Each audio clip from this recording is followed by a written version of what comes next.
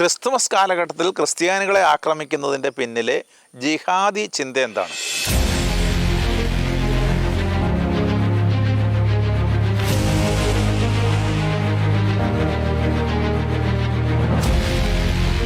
ക്രിസ്തുമസിന് ലോകം മുഴുവനും ക്രിസ്ത്യാനികളെ ആക്രമിച്ചതിന് ശേഷം ക്രിസ്തുവിനെ അവർ പ്രവാചകനായിട്ട് അംഗീകരിക്കുന്നു എന്ന് പറഞ്ഞു നടക്കുന്നതിൻ്റെ വാസ്തവം എന്താ?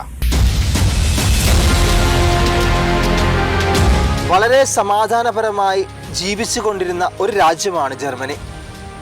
ക്രിസ്മസ് കാലഘട്ടത്തിലേക്ക് വഴിമാറുമ്പോൾ അവിടെ സ്ഫോടനങ്ങളും കത്തിക്കുത്തുകളും അരങ്ങേറുന്നു. എന്താണ് ഈ ആക്രമണങ്ങളുടെ യഥാർത്ഥ ലക്ഷ്യം? അതെ, അഭയാർത്ഥികളായി വന്നവർ ജർമ്മനിയുടെ അന്തകരാവുകയാണ്. തുറന്നു പറഞ്ഞ തറയക്കടവിലച്ചൻ. കഴിഞ്ഞ ശനിയാഴ്ച ക്രിസ്മസ് മാർക്കറ്റിൽ ജർമ്മനിയിൽ ഒരു കത്തി ആക്രമണം നടക്കുകയുണ്ടായി. ഒരു ക്രിസ്മസ് കാലമൊക്കെ വരുമ്പോൾ അവിടെ സാധാരണ ഒരു ഭീകരാക്രമണങ്ങൾ കഴിഞ്ഞ പ്രാവശ്യവും നമുക്ക് അനുഭവമുള്ളതാണ്. അതിനെക്കുറിച്ച് ഒന്ന് വിവരിക്കാമോ? കഴിഞ്ഞ ശനിയാഴ്ച, അതായത് 2025 നവംബർ 29 ഈ സംഭവം നടന്നത്. തുറിങ്കിയ സംസ്ഥാനം എന്ന് പറഞ്ഞാൽ ഫ്രാങ്ക്ഫോർട്ടിന് അടുത്തുള്ള ഒരു സംസ്ഥാനമാണ്. ഇവിടെയുള്ള വൈമർ ക്രിസ്മസ് മാർക്കറ്റിലാണ് അവിടെ ആഘോഷം നടക്കുകയാണ്. നമ്മുടെ ഒരു ഉത്സവം നടക്കുന്ന അല്ലെ പെരുന്നാൾ സ്ഥലം എന്ന് വിചാരിക്കുക. ഇടയ്ക്ക് ഇവിടെ എല്ലാം ഷോപ്പുകളൊക്കെ ആയിട്ട് ഈ സ്റ്റോളുകളൊക്കെ ആയിട്ടുള്ള ഒരു സ്ഥലത്തേക്ക് അപ്രതീക്ഷിതമായിട്ട് അവിടെ നിറച്ച ആൾക്കാരാണ്, കുട്ടികളും വലിയവരും എല്ലാവരും ഉണ്ട്. ഒരു മനുഷ്യൻ മൊറോക്കയിൽ നിന്ന് വരുന്നതാണ്. ഇദ്ദേഹം ഒരു കത്തിയുമായിട്ട് ആക്രമണം നടത്തി. പോലീസ് ഉടനെ ഇടപെട്ടു. ഉടനെ പോലീസിന് നേരെയും ഇയാൾ ആക്രമിച്ചു. അപ്പോൾ പിന്നെ അവസാനം കുരുമുളക് സ്പ്രേ ചെയ്തിട്ടാണ് ഇവനെ കീഴ്പ്പെടുത്തിയത്. പലർക്കും പരിക്കേറ്റു. കാരണം ഇത് ക്രിസ്തുമസ് എന്ന് പറയുന്നത് ഒരു സമാധാന സന്ദേശത്തിൻ്റെ ഒരു കാലമാണ്. അന്നേരമാണ് ഒരു രാജ്യത്ത് കടന്നു കയറിയ ആളുകൾ അവിടെ അസമാധാനം വിതയ്ക്കുന്നത് ഓർക്കണം. ഈ സംഭവം ജർമ്മൻ ജനതയെ വാസ്തവത്തിൽ ഒത്തിരി വേദനിപ്പിച്ചു. അത് അവരുടെ മനസ്സിലേക്ക് കഴിഞ്ഞ വർഷത്തെ ഇപ്പോൾ പറഞ്ഞതുപോലെ കഴിഞ്ഞ വർഷം ഡിസംബറിൽ ഉണ്ടായിട്ടുള്ള വലിയൊരു ആക്രമണം, മഗ്ഡബുർഗിൽ നടന്ന ആക്രമണം, അതുപോലെ 2016 ആക്രമണം, ഇങ്ങനെ പല ആക്രമണങ്ങളും അവിടെ മനസ്സിലേക്ക് കൊണ്ടുവന്നു. കഴിഞ്ഞ വർഷം ഡിസംബർ 20 ഒരു വലിയൊരു ആക്രമണം നടന്ന ദിവസമാണ് ക്രിസ്തുമസ് മാർക്കറ്റിൽ മാഗ്ഡബുർഗ് ക്രിസ്മസ് മാർക്കറ്റിലാണ് നടന്നത്. താലേബ് അൽ അബ്ദുൾ മൊഹ്സേൻ എന്ന് പറയുന്ന സൗദിയിൽ നിന്ന് വന്ന 50 വയസ്സുള്ള ഒരു ഡോക്ടർ കേട്ടോ, അവിടെയുള്ള സൈക്കാട്രിസ്റ്റാണ്, കൺസൾട്ട് ചെയ്യുന്ന ആളാണ്. നമ്മുടെ റെഡ് ഫോർട്ട് അനുഭവങ്ങൾ ഒക്കെ നമുക്ക് ഓർമ്മയുണ്ടാവുമല്ലോ, ഇന്ത്യയിൽ ഈയിടെ നടന്നത്. അപ്പോൾ ഇദ്ദേഹം അവിടെ ഒരു BMW SUV 400 കിലോമീറ്റർ സ്പീഡിൽ ഇവൻ ഈ ആളുകൾ കൂടിയ ഒരു സമയത്ത്, അതായത് വൈകുന്നേരം 7 മണി സമയമാണ്, ഭയങ്കരമായിട്ട് ജനത്തിരക്കുള്ളൊരു സമയത്തേക്ക് 400 കിലോമീറ്റർ സ്പീഡിൽ ഓടിച്ചു കയറ്റി. അങ്ങനെ ഓടിച്ച് കയറ്റിയിട്ട് വലിയ അത്യാഹിതം ഉണ്ടായി. ആദ്യം 2 പേര് മരിച്ചെന്ന് റിപ്പോർട്ട് വന്നു, പിന്നെ 6 പേര് മരിച്ചെന്ന് റിപ്പോർട്ട് വന്നു. 50ഓളം പേർക്ക് വളരെ സീരിയസ് ആയിട്ട് മുറിവേറ്റു. അക്രമിയെ അറസ്റ്റ് ചെയ്തു. ഇതിൻ്റെ വേദന, അതായത് ഈ നമ്മൾ സമാധാനപരമായിട്ട് ജീവിക്കുന്ന ഒരു സ്ഥലത്ത് പെട്ടെന്ന് ഒരു ആക്രമണം ഉണ്ടായ പിന്നെ അതിലൊരു വിഷമമുണ്ട്. അത് ഈ ജർമ്മൻ ജനതയുടെ മനസ്സിൽ വലിയ മുറിവുണ്ടാക്കി എന്നാണ് പറയുന്നത്. ഇവർ സാധാരണ ഇവർ എന്തിനാണ് ഈ മെഡിസിനൊക്കെ പഠിക്കുന്നത്? ഇയാൾ 50 വയസ്സുള്ള ഒരു ഡോക്ടറാണെന്ന് വിചാരിക്കണം. ഇവരിത് പഠിക്കുന്നത് നന്മയ്ക്കോ തിന്മയ്ക്കോ? ഇപ്പോൾ ഈ വർഷം തന്നെ നമ്മുടെ നാട്ടിൽ ഇപ്പോൾ അടുത്ത കാലത്തുണ്ടായ റെഡ് ഫോർട്ട് ആക്രമണവും അതുപോലെ ബന്ധപ്പെട്ട കാര്യങ്ങളൊക്കെ നമുക്കറിയാം. ഇനി ഇത് അപകടകരമായിട്ട് ഇപ്പോൾ റൈസിനുണ്ടാക്കി ഇവൻ പ്രയോഗിക്കുകയാണ്. ഇവിടെയൊക്കെ ആയിട്ട് പ്രയോഗിക്കുകയാണെങ്കിൽ എവിടെയൊക്കെ പ്രയോഗിക്കുക? നമുക്ക് നമ്മുടെ നാട്ടിൽ റെസ്റ്റോറൻറ്റുകൾ ഇഷ്ടംപോലെയുണ്ട്. അവിടെ പബ്ലിക്കിന് വേണ്ടി നടത്തുന്ന ഈ ഹലാൽ റെസ്റ്റോറൻറ്റുകളെ കുറിച്ചാണ് പറയുന്നത്. അവിടെ ഇനിയിപ്പോൾ ആ മുതലാളി നല്ലവനാണെന്ന് തന്നെ വിചാരിക്കുക. മുതലാളി നല്ലവനാണെങ്കിൽ തന്നെ ഇതിനകത്ത് ജോലി ചെയ്യുന്നതിൽ ഒരുത്തനുണ്ടായാൽ പോരെ? വേറെ ആക്രമണങ്ങൾ നടന്നിട്ടില്ലേ? വേറെ ഇതുപോലെ തന്നെ ആക്രമണങ്ങൾ നടന്നിട്ടുണ്ട്. ഇപ്പോൾ 2016 ഡിസംബറിലാണ് ബെർലിൻ നഗരത്തിൽ ബ്രൈറ്റ് ഷൈഡ് പ്ലാറ്റ്സിൽ കൈസർ വില്യം മെമ്മോറിയൽ ചർച്ചിൻ്റെ സമീപത്ത്, അവിടെ ക്രിസ്തുമസ് മാർക്കറ്റാണ്, ആനീസ് അംറി എന്ന് പറയുന്ന ഒരു ടുണീഷ്യക്കാരൻ, അദ്ദേഹം വന്നിട്ട് എന്താണ് മോഷ്ടിച്ചെടുത്ത ഒരു ട്രക്ക് ഇതുപോലെ തന്നെ മാർക്കറ്റിലേക്ക് ഇടിച്ചു കയറുന്നത്. അത് പള്ളിയുടെ അടുത്തുള്ള മാർക്കറ്റാണ്, ക്രിസ്മസ് മാർക്കറ്റാണ്. അങ്ങോട്ട് 12-14 പേരാണ് അന്ന് ജീവൻ നഷ്ടപ്പെട്ടത്. ഒരു ആൾക്കൂട്ടത്തിലേക്ക് വണ്ടി ബോധപൂർവ്വം ഓടിച്ചു കയറ്റിയാൽ എന്ത് സംഭവിക്കുന്നവർക്ക്. നമുക്ക് നേരത്തെ ഒരു വീഡിയോ ISIസിനോട് ഓർക്കണം, സ്വന്തം കയ്യിലുള്ള ആയുധം എന്തോ, വണ്ടിയാണേ വണ്ടി, കത്തിയാണേ കത്തി, അതുകൊണ്ട് ആളുകളെ കൊല്ലണം എന്ന് പറഞ്ഞൊരു ആഹ്വാനം ചെയ്തൊരു വീഡിയോ നമ്മൾ ഷെക്കിനെ തന്നെ നേരത്തെ കണ്ടിട്ടുള്ളതാണ്. അപ്പോൾ ഇങ്ങനെ ഇതിൻ്റെ ഉത്തരവാദിത്വം വന്നിട്ട് ഫയൽസ് എന്ന് പറയുന്ന ഇസ്ലാമിക് സ്റ്റേറ്റിൻ്റെ ഒരു ആളുകൾ ഇത് ഏറ്റെടുക്കുകയും ചെയ്തു. ഈ പറയുന്ന ബെർലിൻ ആക്രമണത്തിൻ്റെ ഇങ്ങനെ സ്ഥിരമായിട്ട് ഈ ക്രിസ്തുമസ് മാർക്കറ്റുകൾ ആക്രമിക്കുക. അല്ലെങ്കിൽ നമ്മുടെ 2014 തന്നെ പാരീസിലോട്ട് പോവുകയാണെങ്കിൽ നവംബർ 21 ഒരു ആക്രമണം ഓൾറെഡി നടന്നിട്ടുണ്ട്. അതെന്താണെന്ന് പറയുകയാണെങ്കിൽ നടന്നിട്ടില്ല, ആക്രമണം നടത്താനായിട്ട് ഒരു പദ്ധതി ഇട്ടു. അവർ ഈ പ്ലാനുകളൊക്കെ ചെയ്ത് കോർഡിനേറ്റ് കാര്യങ്ങളൊക്കെ ചെയ്തിട്ട് നവംബർ 21 ആക്രമിക്കാൻ പാരീസിലെ പല സ്ഥലങ്ങളിലായിട്ട് ഒരേ സമയത്ത് നമ്മൾ മുംബൈ ആക്രമണം പോലെ ആക്രമിക്കാനായിരുന്നു അവരുടെ പദ്ധതി. അതിനുള്ള സാമഗ്രികളും സാധനങ്ങളൊക്കെ ഉണ്ടായിരുന്നു. പക്ഷേ അത് ഈ ഇൻ്റലിജൻസ് വർക്ക് ചെയ്തുകൊണ്ട് അത് നടപ്പായില്ല. ഇത് ആക്രമണം നടപ്പായില്ല, കാരണം പോലീസ് ഇടപെട്ട് സമയത്ത് അത് പിടിച്ചെടുക്കാൻ സാധിച്ചുകൊണ്ട്. ഈ 2018 ഫ്രാൻസിൽ തന്നെ സ്ട്രാസ്ബൂർഗിൽ ഡിസംബർ 11 വൈകിട്ട് 7:48 എന്ന് പറഞ്ഞാൽ വൈകുന്നേരം 7:48 ക്രിസ്മസ് മാർക്കറ്റ് തന്നെ ആക്രമണം ഉണ്ടായി. അതെങ്ങനെയാണെന്ന് വെച്ചാൽ പഴയ ക്രിസ്മസ് മാർക്കറ്റാണ്. 29 വയസ്സുള്ള ഷെരീഫ് ഷെക്കറ്റ് എന്ന് പറയുന്ന ആക്രമി. ഇദ്ദേഹം ഒരു കൈത്തോക്കും കയ്യിലുണ്ട്, ഒരു കത്തിയും കയ്യിലുണ്ട്. എന്നിട്ട് അള്ളാഹു അക്ബർ എന്ന് വിളിച്ചുകൊണ്ട് വെടിവെച്ചുകൊണ്ടങ്ങ് കയറുകയാണ് ഈ മാർക്കറ്റിലേക്ക്, ആളുകളുടെ ഇടയിലേക്ക്. അങ്ങനെ ആക്രമണം നടത്തി 10 മിനിറ്റോളം ഇയാൾ ഭീകരാന്തരീക്ഷം സൃഷ്ടിച്ചു. അതിനുശേഷം 3 പേര് കൊല്ലപ്പെട്ടു, 14 പേർക്ക് പരിക്കേറ്റു, ചിലർ ഗുരുതാവസ്ഥയിലാണ്. സുരക്ഷാ സേനകൾ ഇയാൾ വാച്ച് ലിസ്റ്റിൽ, ഇയാളുടെ ഒരു തീവ്രവാദിയാണെന്നൊരു വാച്ച് ലിസ്റ്റ് ഉണ്ടായിരുന്ന ആളാണ്. ഇയാൾ എന്നിട്ട് ഓടി രക്ഷപ്പെട്ട് കഴിഞ്ഞിട്ട് 2 ദിവസത്തിന് ശേഷം ഇയാളെ നോയ്ഡോർഫിൽ വെച്ച് വീണ്ടും അറസ്റ്റ് ചെയ്തു. എന്ന് പറഞ്ഞാൽ അറസ്റ്റ് ചെയ്യുകയല്ല ചെയ്തത്, അവിടെ വെച്ചിട്ട് പോലീസുമായിട്ടുള്ള ഏറ്റുമുട്ടലിൽ ഇയാൾ കൊല്ലപ്പെടുകയും ചെയ്തു. ഈ മാർക്കറ്റ് അടച്ചുപോയി. അതായത് ക്രിസ്മസ് മാർക്കറ്റുകൾ അടയ്ക്കുക എന്നുള്ളതാണ് ഒരു പ്രധാനപ്പെട്ട ലക്ഷ്യം. ക്രിസ്തുവാണ് ഇവരുടെ പ്രധാനപ്പെട്ട വൈരി എന്ന് ഓർക്കണം. 2020 ജർമ്മനിയിലെ ഫ്രാങ്ക്ഫർട്ടിൽ പ്രവർത്തിക്കുന്ന അൽഖയ്ദയുമായിട്ട് ബന്ധപ്പെട്ട ഒരു ഇസ്ലാമിസ്റ്റ് സംഘത്തിന് ഈ സ്ട്രാസ്ബുർഗിൽ തന്നെയുള്ള പല സ്ഥലങ്ങളിൽ ആക്രമണം നടത്താനായിട്ടുള്ള പദ്ധതി അവർ കോർഡിനേറ്റഡ് തയ്യാറാക്കിയിരുന്നു. അങ്ങനെ അത് തയ്യാറാക്കി ഇവർ ഈ കാര്യങ്ങളൊക്കെ നമ്മുടെ നാട്ടിലുണ്ടായ പോലെ തന്നെ കാര്യങ്ങളൊക്കെ സംഘടിപ്പിച്ചുകൊണ്ടിരിക്കുകയായിരുന്നു. സ്ഫോടക വസ്തുക്കൾ, ബോംബ് നിർമ്മാണ സാമഗ്രികൾ, മാർക്കറ്റിൻ്റെ വീഡിയോ, ഇതെല്ലാം വെച്ച് എല്ലാം ചെയ്തുകൊണ്ടിരിക്കുന്ന അവസരത്തിൽ ഒരു കൂട്ടക്കൊലപാതകമായിരുന്നു ലക്ഷ്യം. പക്ഷേ സമയത്ത് ഇൻ്റലിജൻസ് നിരീക്ഷിച്ചതുകൊണ്ട് അത് അവരെ അറസ്റ്റ് ചെയ്ത് 7 പേരെ അറസ്റ്റ് ചെയ്യുകയുണ്ടായി. ഈ ക്രിസ്തുമസ് മാർക്കറ്റുകൾ ആക്രമിക്കുക എന്നുള്ളത് ഒരു പൊതു പ്രോഗ്രാമാണ്. അത് എല്ലാ വർഷവും ഇങ്ങനെ ആവർത്തിച്ചുകൊണ്ടിരിക്കുന്ന ഒരു കാര്യമാണ്. ജർമ്മനിയിലെ സ്ട്രാസ്ബുർഗ് എന്തുകൊണ്ടാണ് നിരന്തരമായി അവർ ആ ഒരു സ്ഥലത്തെ മാത്രം വേട്ടയാടിക്കൊണ്ടിരുന്നത്? ഈ സ്ട്രാസ്ബുർഗ് എന്ന് പറഞ്ഞാൽ ഇത് ഫ്രാൻസിൻ്റെയും ജർമ്മനിയുടെയും ബോർഡറുള്ള സ്ഥലമാണ്. 2 പേർക്ക് അവിടെ പട്ടണമാണ്. അതാണ് ഏറ്റവും പഴയ ക്രിസ്തുമസ് മാർക്കറ്റ് എന്ന് പറയുന്നത് യൂറോപ്പിലെ. ക്രിസ്തുമസിൻ്റെ തലസ്ഥാനം എന്ന് സാധാരണ അറിയപ്പെടുന്നത്. പട്ടണം മുഴുവനും ഇങ്ങനെ വലിയ ഡെക്കറേഷനും ആഘോഷവും പരിപാടികളൊക്കെയാണ്. അതവിടെയുള്ള കത്തീഡ്രലിന് ചുറ്റുമാണ്, പള്ളിക്ക് ചുറ്റുമാണ് കാര്യങ്ങൾ നടക്കുന്നത്. ജർമ്മൻ ഫ്രഞ്ച് സംസ്കാരങ്ങളുടെ ഒരു സങ്കലനം അവിടെ കാണാം. അത് നമ്മൾ ഭക്ഷണത്തിന് പോയാലും കല നോക്കിയാലും ഡെക്കറേഷൻ നോക്കിയാലും എന്ത് നോക്കിയാലും ഈ ജർമ്മൻ ഫ്രഞ്ച് ഒരു സങ്കലനം അവിടെ കാണാനായിട്ട് കഴിയും. ഇങ്ങനെ മറ്റൊരു മാർക്കറ്റ് വാസ്തവത്തിലില്ല, ഇങ്ങനെ ഒരു വലിയൊരു മാർക്കറ്റ്. 20-30 ലക്ഷം ആളുകൾ അവിടെ സന്ദർശിക്കുന്നു എന്നാണ് കണക്ക്. അതൊരു വലിയ കണക്കാണ് വാസ്തവത്തിൽ, പ്രത്യേകിച്ച് ക്രിസ്മസ് കാലഘട്ടത്തിൽ. ക്രിസ്മസ് കാലഘട്ടത്തിലെ കാര്യമാണ്. ക്രിസ്മസ് മാർക്കറ്റിലാണ് ഏറ്റവും ഉയരം കൂടിയ ക്രിസ്മസ് ട്രീ ലോകത്തുണ്ടാക്കുന്നത് അവിടെയാണ്. അതായത് ട്രീ ഉണ്ടാക്കുന്നതല്ല, ഈ ഒറിജിനൽ ട്രീയിൽ ഇവർ ഫിറ്റ് ചെയ്യുന്നതാണ്.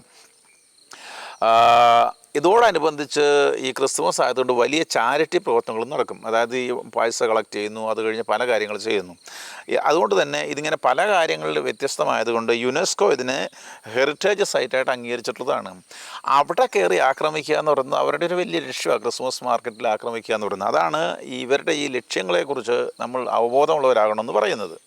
ഇത് മാത്രമല്ല അച്ഛാ, എനിക്കും പലപ്പോഴും ഒരു അനുഭവം ഉണ്ടായിട്ടുണ്ട്. കഴിഞ്ഞ ദിവസം തന്നെ ഒരു സഹോദരി വിളിച്ചിട്ട് ജർമ്മനിയിൽ നിന്ന് ഞങ്ങൾക്ക് ക്രിസ്മസിന് മുൻപേ പേത്രത്താക്കൊക്കെ ഒരു ബീഫ് കൂട്ടണമെന്ന് ആഗ്രഹം ഉണ്ടായിരുന്നു. മാർക്കറ്റിൽ പോയപ്പം അവിടെയും ഹലാൽ ബീഫ്. എന്താ വെച്ചാൽ ക്രിസ്ത്യൻ രാജ്യമായ ജർമ്മനിയിൽ പോലും ഹലാൽ ആ ഒരു അജണ്ട, ഹിഡൻ അജണ്ട നിലവിൽ വരികയാണ്. തീർച്ചയായിട്ടും നമ്മൾ ശ്രദ്ധിക്കാതിരിക്കുന്നതുകൊണ്ടാണല്ലോ ഇങ്ങനെ കയറി വരുന്നത്. പ്രത്യേകിച്ച് നമ്മുടെ ഒരു അനുഭവ സമ്പത്തെന്ന് പറയുന്ന വാസ്തവത്തിൽ യൂറോപ്പിനില്ല. ഇപ്പോൾ അവർ ഈ കണ്ടമാനം പീഡിപ്പിക്കപ്പെടുന്നുണ്ടെങ്കിലും അതൊരു അവയർനെസ് ഈ ആളുകളുടെ ഇടയിൽ വന്നിട്ടുള്ളതെന്ന് വാസ്തവമാണ്. ഈ ക്രിസ്മസ് മാർക്കറ്റ് ആക്രമിക്കുക അല്ലെങ്കിൽ അവരുടെ ആശയങ്ങൾ കയറ്റുക എന്നുള്ളത് മിക്കവാറും കാണുന്ന കാര്യമാണ്. 2000 ഡിസംബറിൽ 24-നാണ് ഇന്തോനേഷ്യയിൽ ആക്രമിച്ചത്. ആഘോഷമായിട്ട്, അതായത് സമാധാനപരമായിട്ട് ക്രിസ്തുമസ് ആഘോഷങ്ങൾ നടന്നുകൊണ്ടിരിക്കുമ്പോൾ 11 നഗരങ്ങളിലാണ് 30-ലധികം ദേവാലയങ്ങളിൽ അവർ ബോംബ് പൊട്ടിച്ചത്. എന്നിട്ട് തീവ്രവാദ ഗ്രൂപ്പുകളാണ് ഇത് സൂക്ഷ്മമായിട്ട് ഏകോപിപ്പിച്ച് പ്ലാൻ ചെയ്തതെന്നാണ്. പിന്നെ എന്താണ്, 18 പേര് കൊല്ലപ്പെട്ടു. പിന്നെ അതിൻ്റെ അത്യാഹിതങ്ങൾ, പരിക്കേറ്റവർ, ദേവാലയങ്ങൾ പലരും നശിച്ചുപോയി. രാജ്യമെമ്പാടും ക്രിസ്തുമസിന് ഭയങ്കര പേടിയാണ്. നമുക്കറിയാലോ, നമ്മുടെ ഒരു സംവിധാനത്തിൽ സമാധാനപരമായിട്ട് നടന്നുകൊണ്ടിരിക്കുന്ന ഒരു സ്ഥലത്ത് ഒരു ബോംബ് പൊട്ടുകയൊക്കെ ചെയ്തു കഴിഞ്ഞാൽ പിന്നെ ആ പരിപാടികൾക്ക് എപ്പോഴും ഒരു തടസ്സം വരും. അപ്പോൾ ഇത് ഇങ്ങനെ ബ്ലോക്ക് ചെയ്യുക എന്നുള്ളതാണ് ഇവരുടെ പ്രധാനപ്പെട്ട ലക്ഷ്യം എന്നുള്ളത് നമ്മൾ അറിഞ്ഞിരിക്കുന്നത് നല്ലതാണ്. ഇങ്ങനെ ഈ ജർമ്മൻ ഭരണകൂടം തന്നെ നിഷ്ക്രിയമായിട്ടുള്ള മൗനം ഭജിച്ചിട്ടുണ്ടെങ്കിൽ അവിടുത്തെ ക്രിസ്ത്യാനിറ്റി തന്നെ ഇല്ലാണ്ടാകി പോവില്ലേ? അത് നിഷ്ക്രിയമായിട്ടുള്ളൊരു ഇതൊന്നല്ല അതിൻ്റെ അർത്ഥം. അതിനെക്കുറിച്ചൊരു അവയർനെസ് ഇല്ല. അപ്പം നമ്മുടെ നാട്ടിൽ ഇത്രയും ഈ കാര്യങ്ങളൊക്കെ, ഈ രാഷ്ട്രീയക്കാരൊക്കെ കാര്യങ്ങളൊക്കെ ചെയ്തിട്ട്, നമ്മളിപ്പം മുനമ്പത്തിൻ്റെ കാര്യം തന്നെ അറിയാമല്ലോ, ഇത്രയും അധികം ക്രിസ്തീയ സമൂഹത്തെ രാഷ്ട്രീയക്കാർ ദ്രോഹിച്ചിട്ട് ഇപ്പോഴും ഈ രാഷ്ട്രീയ പാർട്ടിയുടെ അടിമകളായിട്ട് നടക്കുന്ന എത്രയോ ക്രിസ്ത്യാനികളുണ്ട്. നമ്മളിതൊന്നും കാണാഞ്ഞിട്ടൊന്നുമല്ലോ. ഇതെല്ലാ വിധത്തിലും കാര്യങ്ങൾ കാണുന്നുണ്ട്. എന്നിട്ടും ഇപ്പോൾ ഈ മുനമ്പത്ത് തന്നെ നോക്കിയാൽ മതി, എങ്ങനെയാണ് ഈ ആളുകൾ അടിമകളായി പോയതെന്നുള്ളതാണ് വാസ്തവം. യൂറോപ്പിൽ മാത്രമല്ല, മറ്റ് സ്ഥലങ്ങളിലും ഭീകരാക്രമണങ്ങൾ നടന്നിട്ടുണ്ട്. ഉദാഹരണത്തിന് 2013 ബാഗ്ദാദിലൊരു ആക്രമണം നടന്നിട്ടില്ലേ? ഉണ്ട്. 2013 ബാഗ്ദാദിൽ മാത്രമല്ല, പല സ്ഥലങ്ങളിൽ ക്രിസ്മസ് മാർക്കറ്റ് ആക്രമിക്കുക എന്നുള്ളൊരു പൊതുപരിപാടിയാണ്. ബാഗ്ദാദിൽ നടന്നത് ഡിസംബർ 25 ക്രിസ്മസ് ദിനത്തിൽ തന്നെയാണ്. ക്രിസ്ത്യാനികളുടെ പ്രദേശമാണ് അത്തോറിയൻ എന്ന് പറയുന്നത്, അല്ലെങ്കിൽ ദൂറ.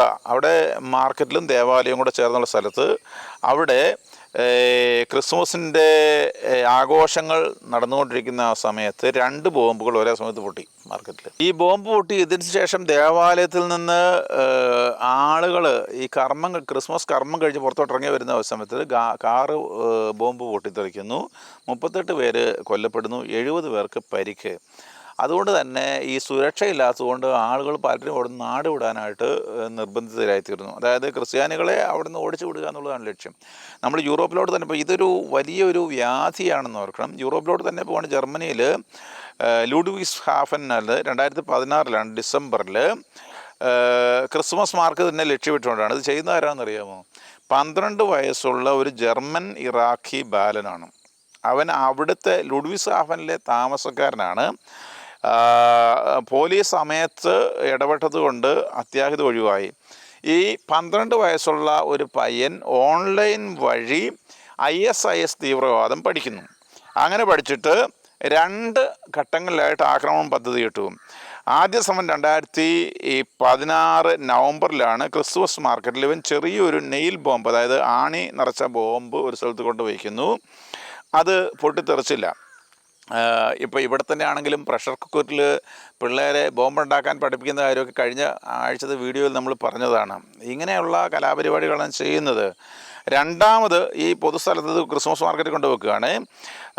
രണ്ടാമത് അവൻ ഒന്നും കൂടെ അത് ഉണ്ടാക്കി കൊണ്ട് മാർക്കറ്റ് വിളിച്ചു. പക്ഷേ പോലീസ് ഇടപെട്ടിട്ട് അത് നീക്കം ചെയ്യാനായിട്ട് സാധിച്ചു.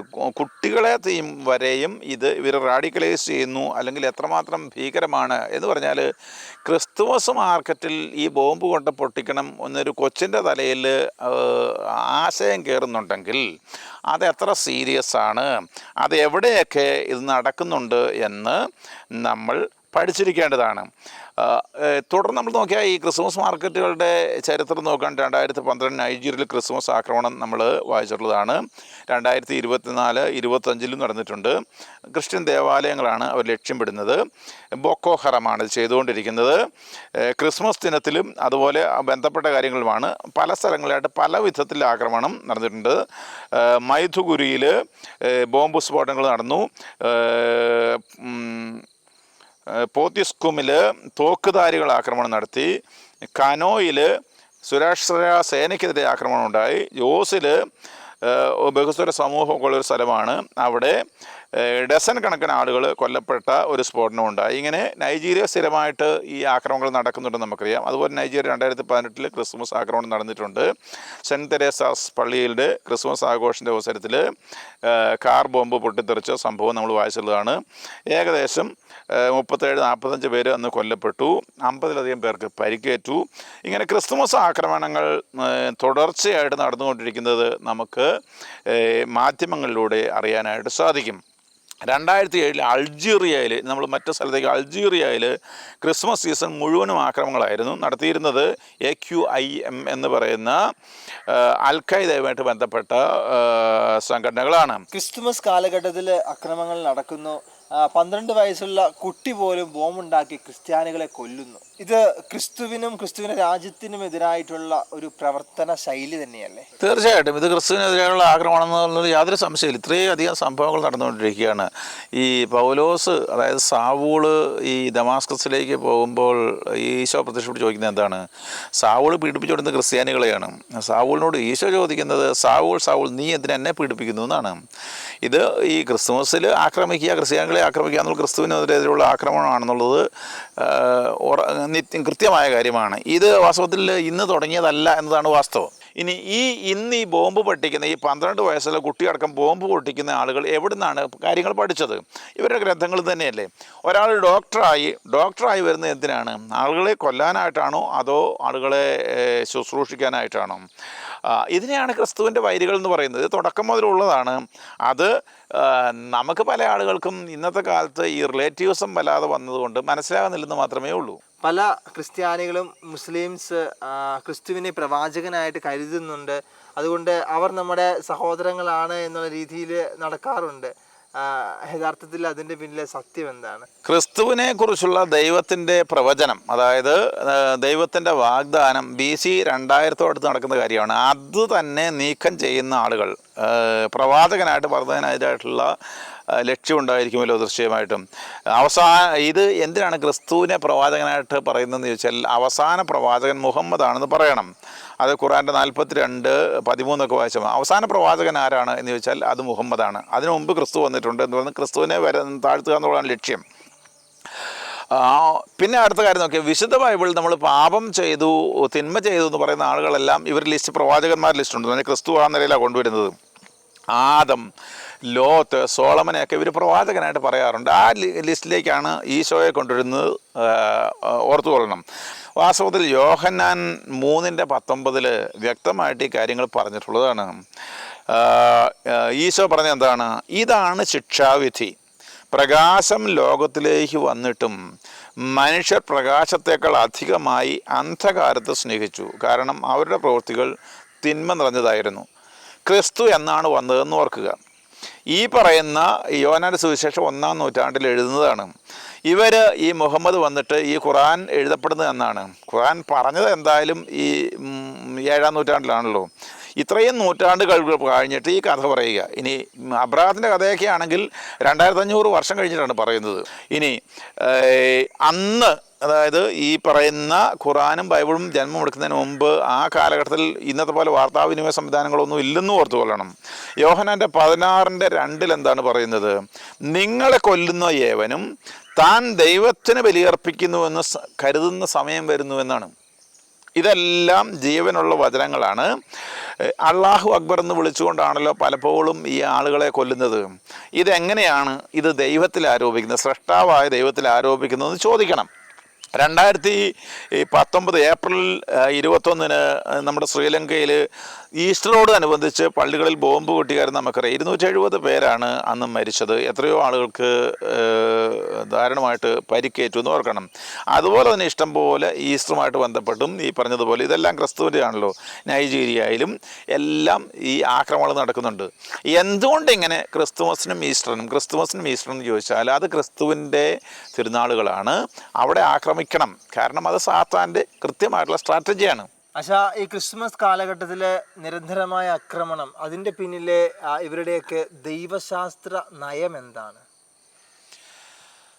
ഇതാണ് വാസ്തവത്തിൽ ക്രിസ്ത്യാനികളുടെ മനസ്സിൽ ഉണ്ടാകേണ്ട, അറിഞ്ഞിരിക്കേണ്ട കാര്യമാണ്. എന്തുകൊണ്ടാണ് ഈ ക്രിസ്തുമസ് തന്നെ തിരഞ്ഞെടുക്കുന്നത്? നമ്മളൊന്ന് സൂചിപ്പിച്ചു എന്തുകൊണ്ടാണ് അത് ശത്രുവായിട്ട് വരുന്നതുകൊണ്ടാണ്.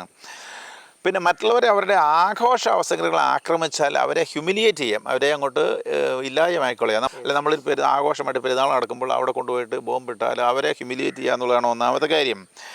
അവിടെ വലിയ ജനക്കൂട്ടം ഉണ്ടാവും. അപ്പം കൂടുതൽ ആളുകളെ ഇവർക്ക് വകവരുത്താനായിട്ട് കഴിയും. കാരണം ഇത് ബൊക്കോ ഹറാം 2011 അങ്ങനെ ചെയ്തത് ഈ ക്രിസ്തീയ ആഘോഷങ്ങളെ ചോദ്യം ചെയ്യാനായിരുന്നു തന്നെ അവരുടെ പ്രബോധനം ഉണ്ടായിരുന്നു. അങ്ങനെയാണ് ഞാനത് വായിച്ചത്. യോഹന്നാൻ്റെ 2:22, യോഹന്നാൻ്റെ 1-ാം ലേഖനം 2:22 പറയുന്നത്, യേശു ആണ് ക്രിസ്തു എന്നത് നിഷേധിക്കുന്നവനല്ലാതെ മറ്റാരാണ് കള്ളം പറയുന്നവനെന്നാണ്. പിതാവിനെയും പുത്രനെയും നിഷേധിക്കുന്നവൻ ആരോ അവനാണ് അന്തിക്രിസ്തു. നമ്മൾ പലപ്പോഴും ഈ വചനങ്ങളൊക്കെ അങ്ങോട്ട് മറന്നു പോവുകയാണ് ചെയ്യുന്നത്. ഇനി മറ്റൊരു കാര്യം ക്രിസ്ത്യാനികളുടെ മനസ്സിൽ പതിയേണ്ടത് ഓർത്തോളൂ. യോഹന്നാൻ്റെ സുവിശേഷം 5-ാം അധ്യായം 22-ഉം 23-ഉം വാക്യങ്ങൾ, പിതാവ് ആരെയും വിധിക്കുന്നില്ല, വിധി മുഴുവനും അവിടുന്ന് പുത്രനെ ഏൽപ്പിച്ചിരിക്കുന്നു. പിതാവിനെ ആദരിക്കുന്നത് പോലെ തന്നെ എല്ലാവരും പുത്രനെയും ആദരിക്കേണ്ടതിനാണ് ഇങ്ങനെ ചെയ്യുന്നത്. പുത്രനെ ആദരിക്കാത്തവരാരും പിതാവിനെയും ആദരിക്കുന്നില്ല എന്ന് പറഞ്ഞിട്ടുണ്ട്. ഈ വിധികർത്താവ് ക്രിസ്ത്യാനികൾക്ക് ആരാണെന്ന് ചോദിച്ചാൽ അത് ക്രിസ്തുവാണ്. പിന്നെ എങ്ങനെയാണ് അന്ത്യവിധിയാളനായ ദൈവത്തെ ക്രിസ്തുയാനികളും മുസ്ലിങ്ങളും ഒരുമിച്ച് ആരാധിക്കുന്നു എന്ന് പറയുന്നത്? അവർക്ക് അള്ളാഹുവാണ് അന്ത്യവിധിയാളൻ, നമുക്ക് ക്രിസ്തുവാണ് അന്ത്യവിധിയാളൻ. ഇത് രണ്ടും ഒരു ദൈവമാണോ?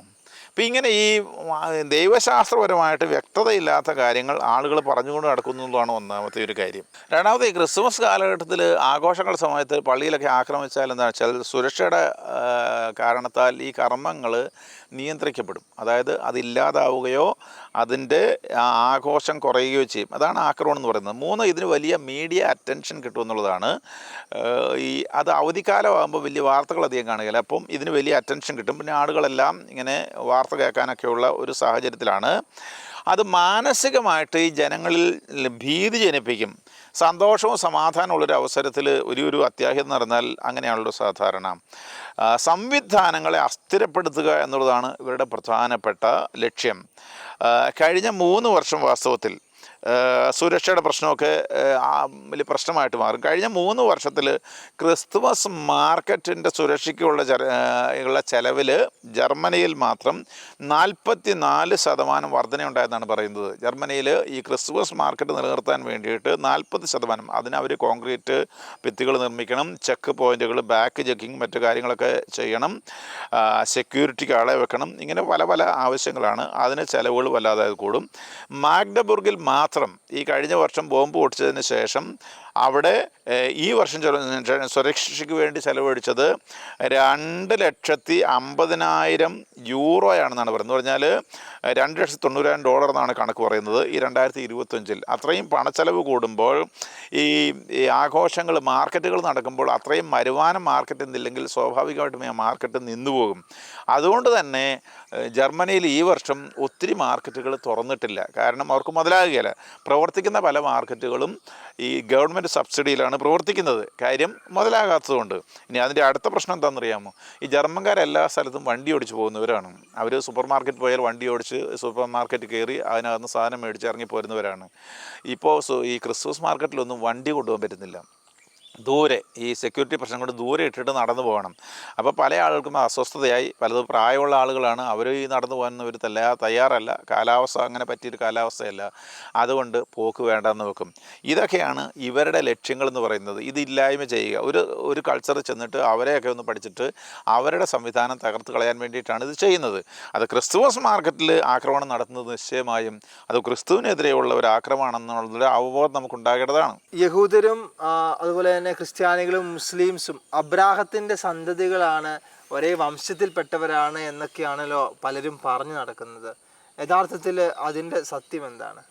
ഇങ്ങനെ പല ആളുകളും പറഞ്ഞു നടക്കുന്നത്. പക്ഷേ അബ്രാഹം, ബൈബിളിലുള്ള അബ്രാഹവും ഖുറാനുള്ള ഇബ്രാഹിം വ്യത്യസ്തമായ രണ്ട് വ്യക്തികളാണെന്ന് പല ആളുകൾ പലതരത്തിൽ ചർച്ച ചെയ്തിട്ടുണ്ട്. ഞാൻ തന്നെയും വീഡിയോ ചെയ്തിട്ടുണ്ട്, ഇംഗ്ലീഷും മലയാളവും ചെയ്തിട്ടുണ്ട്. അത് ആ ഡോക്യുമെൻറ്റുകളൊക്കെ വായിച്ചാൽ സിംപ്ലി മനസ്സിലാകുന്നതേ ഉള്ളൂ. ഇനി 20-ാം നൂറ്റാണ്ടിൽ ചില ആളുകൾ കണ്ടുപിടിച്ചെടുത്ത ഒരു സാധനമാണ് ഇത് അബ്രഹാമിക് റിലീജിയൻ എന്ന് പറയുന്നത്. ഇതിൻ്റെ തുടക്കം എവിടെയാണെന്ന് ചോദിച്ചാൽ ഇത് നമ്മുടെ നാട്ടിൽ ചർച്ച ചെയ്യാത്തതാണ്. 1853 ജനിച്ച 1962 മരിച്ച ഒരു ക്രിസ്ത്യൻ ഇസ്ലാമിക് സ്കോളറുണ്ട്. അതായത് ലൂയി മാസിങ്നോൺ എന്ന് പറയുന്ന ഒരു ഫ്രഞ്ച് സ്കോളറാണ്. ഇദ്ദേഹം ഒരു ആർട്ടിക്കിൾ എഴുതി 1949. അത് പറയുന്ന വിശ്വാസികളുടെ പിതാവായ അബ്രാഹത്തിൻ്റെ 3 പ്രാർത്ഥനകൾ എന്നൊരു ആർട്ടിക്കിളാണ്. ഇതിനകത്താണ് ഈ 3 മതങ്ങളും, യഹൂദ മതവും ക്രിസ്തു മതവും ഇസ്ലാം മതവും ഒരേ കുടുംബമാണെന്ന് പുള്ളി പറഞ്ഞത്. അതിനു മുമ്പ് അങ്ങനെ ഒരു പ്രശ്നം ഉണ്ടായിരുന്നില്ല. അത് നമ്മൾ പിതാക്കന്മാരെയൊക്കെ വായിച്ചാൽ, തോമസ് അക്വീനാസിനെയോ അല്ലെങ്കിൽ ഡോൺ ബോസ്കോയെയോ ഇങ്ങനെയുള്ള പിതാക്കന്മാരെയൊക്കെ വായിച്ചാൽ നമുക്ക് വ്യക്തമായ കാഴ്ചപ്പാടുകൾ സഭയ്ക്ക് നേരത്തെ ഉണ്ടായിരുന്നു. മതാന്തര സംവാദം പ്രോത്സാഹിപ്പിക്കാൻ വേണ്ടി ആയിരിക്കും അദ്ദേഹം ഇങ്ങനെ ഒരു പ്രയോഗം നടത്തിയത്. വിശ്വാസപരമായോ ചരിത്രപരമായോ ക്രിസ്ത്യാനികൾക്ക് ഇങ്ങനെയൊരു കാഴ്ചപ്പാടോ ചിന്തയോ ഉണ്ടായിരുന്നില്ല. മധ്യപൂർവ്വ ദേശത്ത് നിന്ന് വരുന്നു എന്നുള്ള കാരണത്താൽ ഒരു കുടുംബം എന്ന് പറഞ്ഞാൽ എങ്ങനെയാണ്? അങ്ങനെയാണ് ഇന്ത്യയിൽ നിന്ന് പോകുന്നവരെല്ലാം ഒരു കുടുംബമായിട്ട് വരണ്ടേ? ഒരു കുടുംബം എന്ന് പറഞ്ഞാൽ സാമൂഹ്യ ബന്ധത്തെക്കുറിച്ചല്ല. ഇന്ത്യയിൽ നിന്ന് വരുന്നവരെല്ലാം ഒരു മതമായിരിക്കണ്ടേ? അങ്ങനെ ഒരു സ്ഥലത്തുനിന്ന് വരുന്നു എന്ന് പറഞ്ഞുകൊണ്ട് ഒരു കുടുംബമാണെന്ന് പറയാൻ പറ്റുകയില്ല. അബ്രാഹ്യമായ മതങ്ങൾ എന്ന് പറയുന്ന ഈ പണ്ഡിതൻ്റെ ആ പ്രയോഗം പിന്നീട് ഈ പഠിതാക്കളുടെ ഇടയിലോട്ട് കയറി വന്നു, ക്രിസ്തീയ സ്കോളേഴ്സിൻ്റെ കീഴിലോട്ട് കയറി വന്നു. അതാണ് പിന്നെ ഈ നാട് മുഴുവൻ വ്യാപിച്ചതായിട്ട് നമ്മൾ കാണുന്നത്. 19-ാം നൂറ്റാണ്ട് വരെയുള്ളത് യഹൂദ ക്രിസ്ത്യൻ എന്നുള്ളൊരു എക്സ്പ്രഷൻ മാത്രമേ ഉള്ളൂ. കാരണം യഹൂദ മതം വന്ന് രണ്ടായിട്ട് പിളർന്നങ്ങ് പോയതാണ് ക്രിസ്ത്യാനികളും യഹൂദരും. ഇത് ഞാൻ നേരത്തെ പറഞ്ഞിട്ടുള്ളതാണ് കുറച്ച് മുമ്പേ. അപ്പോൾ ഈ അടുത്ത കാലത്ത് ഇവരെ ഇതിനകത്തേക്ക് കൊണ്ടുവരാൻ വേണ്ടിയിട്ട്, അത് ഒരിക്കലും ദൈവശാസ്ത്രപരമായിട്ടോ ചരിത്രപരമായിട്ടോ സാധ്യമായ കാര്യങ്ങളല്ല. ദൈവശാസ്ത്രപരമായിട്ട് ഈ ബൈബിൾ പഠിപ്പിക്കുന്ന എല്ലാ സത്യങ്ങൾക്കും എതിര് നിൽക്കുന്ന ഒരു സംവിധാനത്തോടെ എങ്ങനെയാണ് ഒരേ കുടുംബമായിട്ട് വരുന്നത്? അപ്പോൾ അങ്ങനെ ഈ അടുത്ത കാലത്തുണ്ടായതാണ്. പക്ഷേ ഒരു കാര്യം നമ്മൾ ഓർത്തുകൊള്ളണം, ഈ ജർമ്മനിയാണ് ഏറ്റവും അധികം ഈ മതപീഡനമേറ്റ് വരുന്ന ആളുകളെ സ്വാഗതം ചെയ്തത്. അവരിന്ന് ആ ക്രിസ്തീയമായ ആ കാരുണ്യം കാണിച്ചതിൻ്റെ തിക്തഫലം ഇന്ന് അനുഭവിച്ചുകൊണ്ടിരിക്കുകയാണ്. ഇതേപോലെ തന്നെ അബ്രാഹമത്തിൻ്റെ മതമാണ് എന്ന് പറഞ്ഞുകൊണ്ട് നമ്മുടെ നാട്ടിൽ പ്രചരിപ്പിച്ചാണ് നമ്മുടെ ഒത്തിരിയധികം കുട്ടികൾ ഈ ലവ് ജിഹാദിനൊക്കെ ഇരയാകാനായിട്ട് ഇടവന്നത്.